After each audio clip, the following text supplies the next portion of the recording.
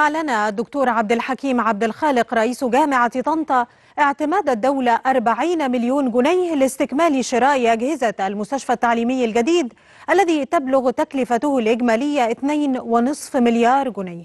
وقال رئيس الجامعة إن المستشفى يضم 1000 سرير يعمل منها حاليا 465 سريرا، ومهبط طيران و14 غرفة عمليات يعمل منها 10 غرف بكامل طاقتها. النقد أريد بناء، عايزك تشاركني في اتخاذ القرار، عايز لما يكون عندك معلومة تتفحص منها قبل أن تظهرها للرأي العام. ده هيبني لهذه الجامعة ويبني لهذا الوطن، هو ده اللي احنا بنرجوه بنتمناه. خلاف ذلك فالجامعة مفتوحة ببياناتها بناسها بكل ما فيها.